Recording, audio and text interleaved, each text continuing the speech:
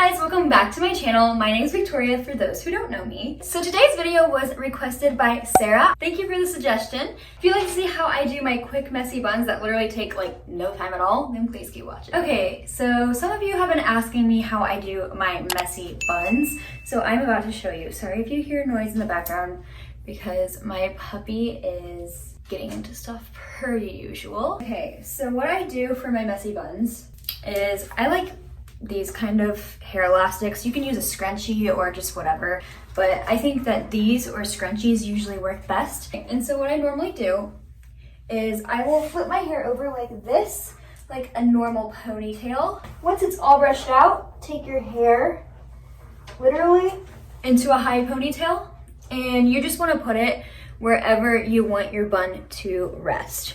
So I'm going to take this pink elastic just because I like pink, and I am going to put my hand here, soften up all the bumps with my hands that I can. I mean, it's a messy bun, so you're gonna have a few bumps here and there, so that's just a part of it. Okay, so I have it as I would like it to be.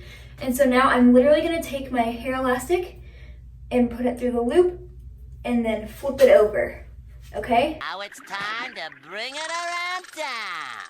Bring it around town. And then I'm gonna take my hand, grab the excess hair, and then wrap it around the bun like so.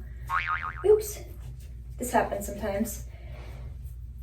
And it's not always perfect. You may have to redo it a couple times, and you just adjust it.